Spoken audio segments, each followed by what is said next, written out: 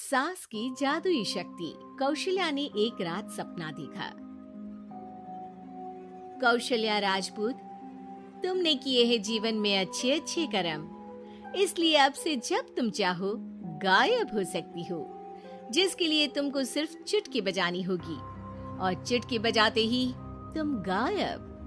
बस एक बात का ध्यान रखना, जहां तुमने कोई गलत काम किया तुमसे ये शक्ति वापस ले ली जाएगी।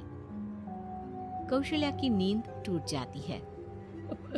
ये कैसा सपना था? गायब हो जाऊंगी मतलब?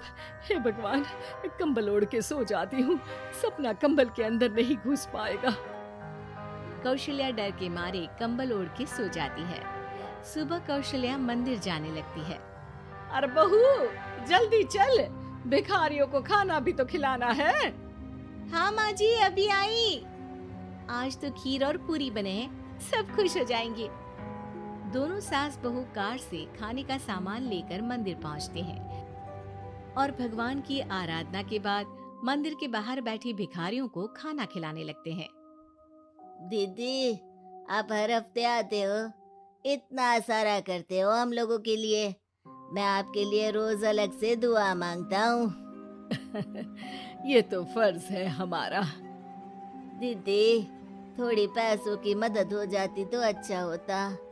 बड़े चौराहे पे मेरी बीवी भीख मांगती है, उसका इलाज करवाना है, 100-200 रुपए लग जाएंगे।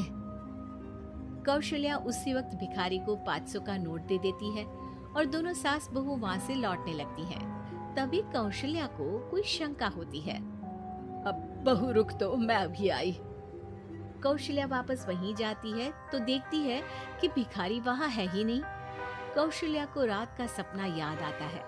वो चुटकी बजा के गायब हो जाती है और सीधे भिखारी के पास पहुँचती है, पर भिखारी को वो दिखाई नहीं देती।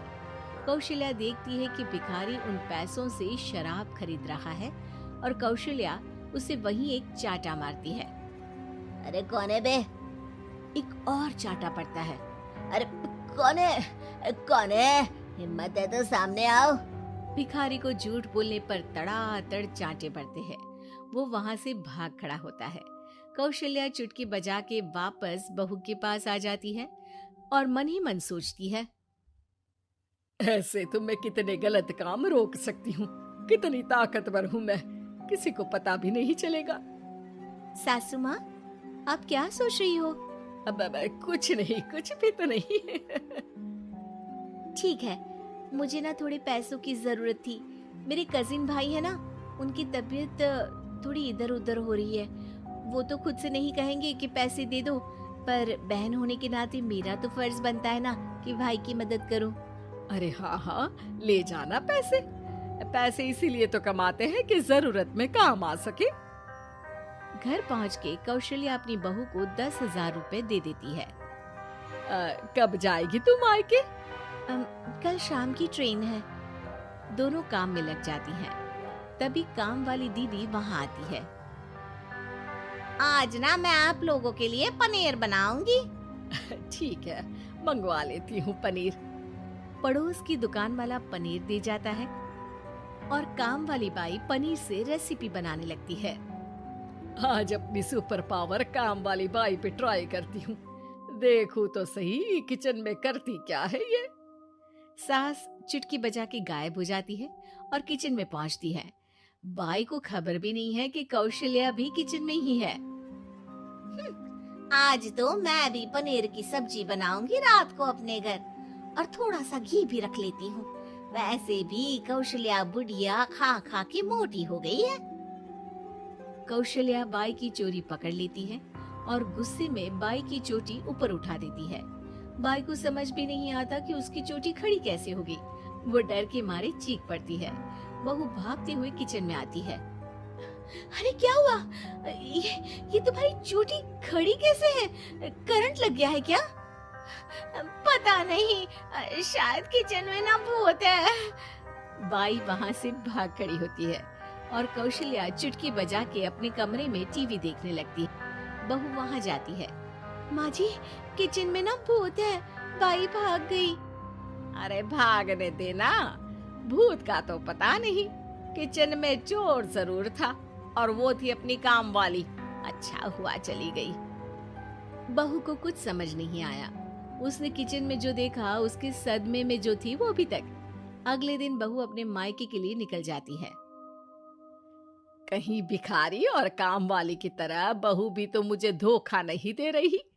अरे कहीं वो पैसे ले जाके शॉपिंग तो नहीं करने वाली ना। अभी पता लगाती हूँ मुझसे कुछ छिपा है भला। जैसे भगवान सब देख रहा है वैसे ही मैं भी सब देख रही हूँ। सास को अपनी शक्ति पर घमंड आ गया था। वो अब अच्छे काम करने की जगह अपनी शक्ति का इस्तेमाल खुद का शक मिटाने के लिए कर रही थी। वो चुटकी बजाती ही बहू के मायके चली जाती है। भैया, आपने बताया क्यों नहीं कि इतनी तबीयत खराब है?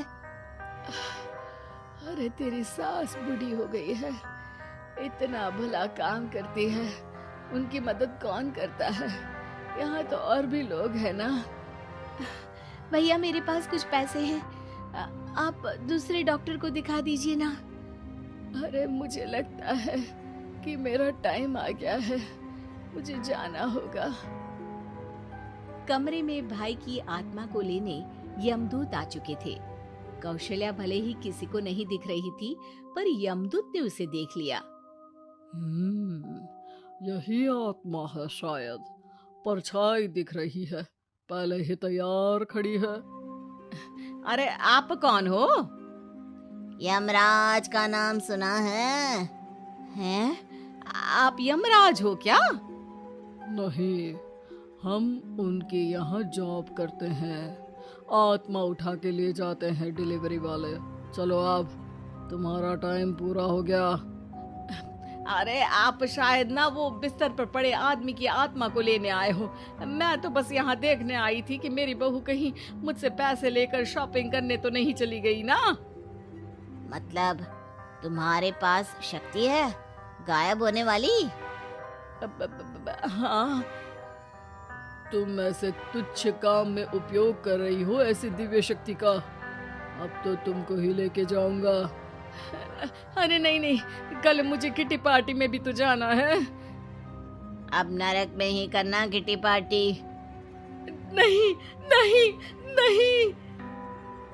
3 बार नहीं क्यों बोल रही हो? टीवी सीरियल चल रहा है क्या एकता कपूर का? अरे प्लीज मुझे जाने दो। आप तो उस बीमार आदमी की आत्मा को लेने आए थे ना। गलत डिलीवरी करोगे तो यमराज डांटेगा ना। बात तो सही कर रही हो, पर हमको उस पे दया आ गई। अभी उसकी उम्र ही क्या है, पर कुछ तो लेके जाना पड़ेगा ना। एक काम करो, अपनी शक्ति दे दो, गायब होने वाली। हैं? अरे क्यों? तुम पृथ्वी लोक का भ्रष्टाचार रोक सकती थी, चोरी रोक सकती थी, अरे कोरोना रोक सकती थी, पर तुमने अपनी बहू की जासूसी करना शुरू कर दिया। अरे लेकिन किंतु परंतु। यमदूत सास की शक्ति लेके वापस चले जाते हैं। कौशल्या की परछाई हवा से नीचे गिरती है और जमीन पे आते आते कौशल्या का शरीर सामने आ जाता है। अरे लग गई, कितने ऊपर से फेंका। माँ जी, आप यहाँ ऊपर से कैसे गिरी? अरे समदन जी, आप अचानक कमरे में। सब घबरा जाते हैं। सास बहू को सारी बात बता देती है। ये लो आपके 10,000 रुपए। आपको मुझ पे इतना भी भरोसा नहीं है? अरे बहन, मुझे दर्द नहीं हो रहा है, अब अचानक से सब अच्छा होने लगा है। अरे तो फिर बिस्तर से उठ जाओ और मुझे लेटने दो। गिरी हूँ ऊपर से तो पूरा बदन दुख रहा है।